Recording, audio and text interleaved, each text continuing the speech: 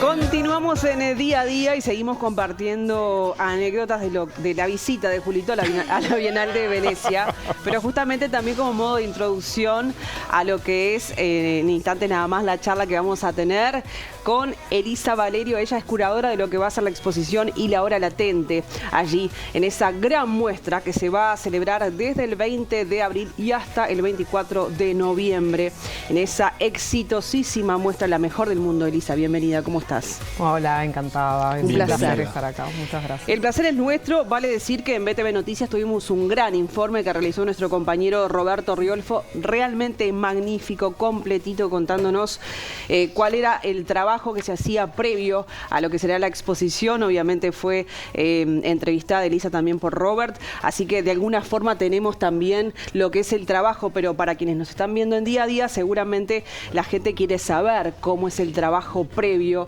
a lo que será la exposición de Latente del artista Eduardo Cardoso. Sí.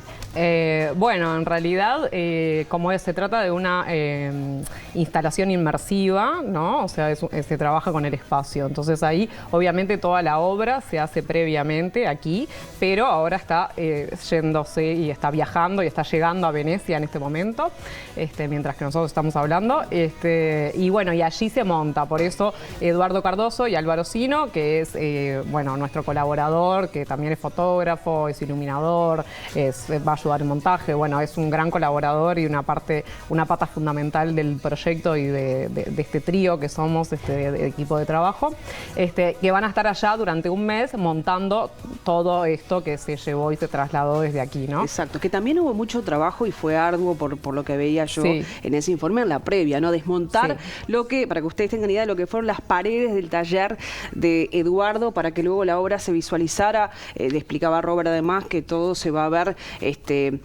realmente o con un acabado final en lo que es la muestra, porque nadie sabe al momento cómo será, pero todo eso también tuvo trabajo. Hablabas de negociaciones, de grandes charlas con Eduardo. Dos cosas te voy a preguntar. Para los que aún no saben qué es la curaduría y cuál es tu rol, quiero que lo expliques por favor a nuestros televidentes. Y después, bueno, ¿cómo fue esa previa de conversaciones, de charla? ¿Cómo vos llegás a Eduardo? ¿Cómo llega él a vos? Si el MEC tuvo algo que ver, todo eso, lo que queremos saber de la previa. Bueno, un poco empiezo por la segunda. En realidad, Eduardo llega a mí por recomendación. Yo conocía obviamente la obra de Eduardo y también conocía la obra de Álvaro. Los dos son artistas muy reconocidos y bueno, y conocía cabalmente la obra de Eduardo también porque por la feria arte, pero no lo conocía personalmente. Bueno, él llegó a mí, estaban buscando una curadora para que los ayudara con el envío a la Bienal, porque en Uruguay el MEC hace, en las últimas 3 ediciones de la Bienal, abre un llamado que es público y entonces los artistas se presentan con un proyecto en el cual se presenta uno o varios o un colectivo de artistas junto con un curador o una curadora o un equipo curatorial y se presenta un proyecto. Entonces ellos tenían la parte de los artistas y estaban buscando, a la búsqueda de curadores, y estaban buscando como un perfil de curador y bueno, en eso me recomendaron a mí y ahí, bueno, me llamaron y empezamos a trabajar juntos. Yo personalmente no lo conocía, pero la verdad es que, nada, que fue muy grato conocerlo. Obviamente que fue una invitación inesperada y muy bien recibida. Para mí fue un honor y bueno, es realmente un gran prestigio que un artista que tiene 40 años de trayectoria, que tiene ese nivel de reconocimiento, me hubiera llamado a mí para que lo acompañara en este proceso. Y la verdad es que es eso, fue un proceso. La curaduría, en este caso, fue un proceso.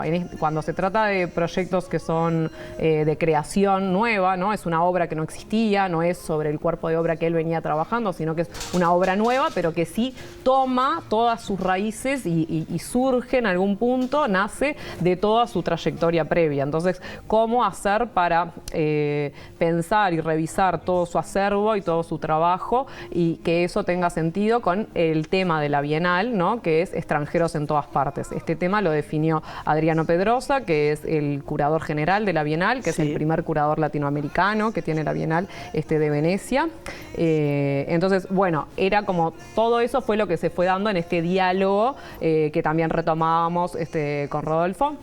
Y que sí, que hay mucho de negociación y hay mucho de diálogo y hay mucho de investigación y de ahondar en la obra y en el trabajo del artista. Eso sobre todo un poco como el rol del curador. Es pensar y ayudar a pensar y hacer las preguntas correctas, capaz, y guiar al artista en algunas tomas de decisiones y en algunas preguntas y cuestionamientos. Y ahí a veces ser como, ¿no? Como ir al nudo de la cuestión, y también pensar cómo eso se puede exponer, cómo eso puede ser comprendido por el público, extender puentes, ¿no? Con el público, con el pensamiento contemporáneo, con la filosofía, con la historia del arte, con otras cosas que se han hecho antes. Entonces es pensar un poco como todas esas ramas y cómo eso se va articulando.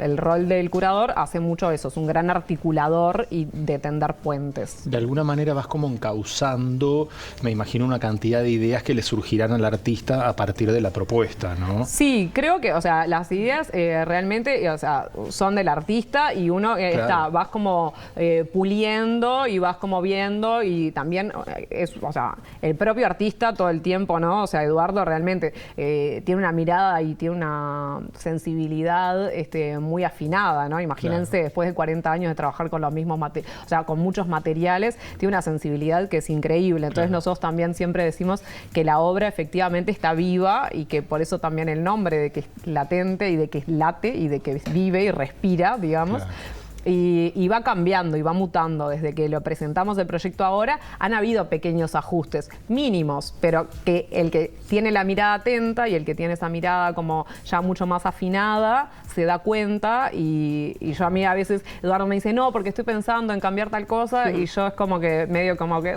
Claro, y digo, difícil. otro cambio. Otro cambio ni se te ocurra a esta Claro, altura. Y la verdad es que cada Claro. vez que voy y lo veo y digo, sí, totalmente, tenía toda la razón del mundo. Entonces, efectivamente, hay una sensibilidad en el hacer, en el trabajar con la materia, que es muy importante. Y Elisa, usted, cuando cada país que participa de la Bienal, primero preguntarte qué países pueden participar, si cualquiera, pero más allá de eso, ustedes reciben el título, la inspiración de la Bienal, el tema, digamos, de la Bienal este año, o reciben además pautas, determinadas pautas, porque cuando uno va a la Bienal se da cuenta que no es una exposición de cuadros. Me explico, básicamente instalaciones muy particulares todas. ¿Cómo es eso? Bien, eso en realidad ha ido mutando a lo largo de los años, ¿no? La Bienal de Venecia se fundó en 1895, o sea, es la primer Bienal de arte que existe y es la más antigua. Desde que se fundó ha ido mutando. Antes no existían, antes había un único pabellón en el cual se exponían obras de distintos artistas y de distintos países, sin divisiones. Luego se fueron conformando los pabellones, que algunos pabellones fueron realizados por arquitectos reconocidos. Sí, claro. Otros eran edificios que ya existían en esa zona. La zona antigua y la zona original de la Bienal son los Giardini, que es donde Uruguay justo tiene el privilegio de tener su pabellón, ¿no? Que es este lugar como más histórico y más tradicional. Y después está la otra zona, que es el Arsenale, que es que se fue agregando posteriormente, y es una zona más industrial, ¿no? Entonces ahí también tienen pabellones otros países. Hay alrededor de 79 o 80 pabellones de distintos países entre los Giardini y el Arsenale.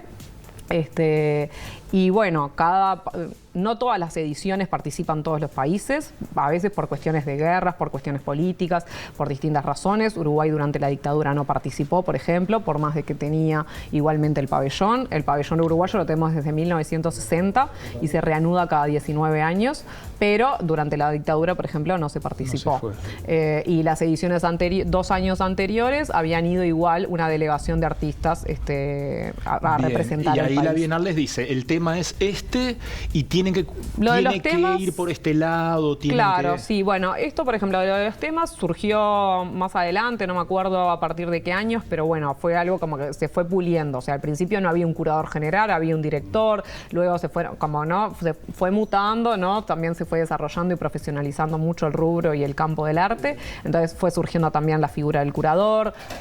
Antes había como una comisión, luego empezó a haber un curador general, después había un curador invitado, y empezaban a complejizarse un poco todo esto.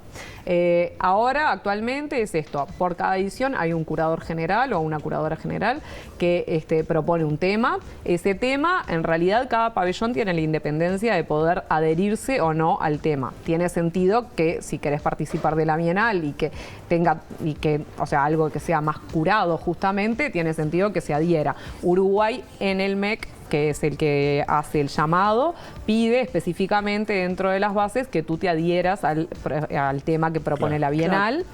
Y sí es real que las bienales son vanguardistas, van hacia adelante, buscan la vanguardia. Entonces buscan romper mucho con los límites, entonces sí es un lugar en el que uno va a encontrar las cosas que no son tan tradicionales y que buscan mucho más la hibridación y romper con estos límites entre que la pintura, la escultura y no, o sea, y qué es esto y la fotografía. Entonces en realidad es mucho más, se utiliza, o el lenguaje que se utiliza es el de la instalación o el que está más preponderante hoy por hoy, pero también pasa en la Bienal de Sao Paulo, en la Bienal de Mercosur, o sea, en todas las bienales importantes, en La Habana, distintas bienales pasa lo mismo, ese es como el lenguaje que está emergiendo o que está siendo más potente en este momento.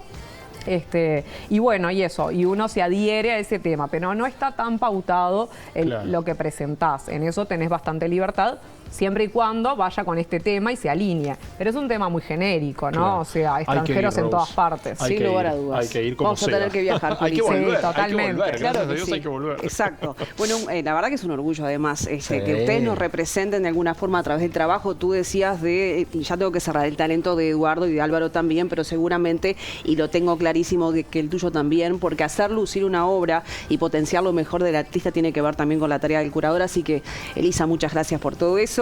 Que sea un éxito, entonces, bueno, la participación de Uruguay en la Bienal, que recuerden que es un promedio de 800.000 personas que pasan por esa muestra. Es la más importante a nivel de arte, lo que tiene que ver con lo internacional, ¿no? O sea que realmente ustedes vean el valor que le da a nuestro país ser parte de una muestra de estas características. Muchas gracias por estar en Día a Día, es un placer. Muchas gracias. No, muchas gracias a ustedes. Un placer.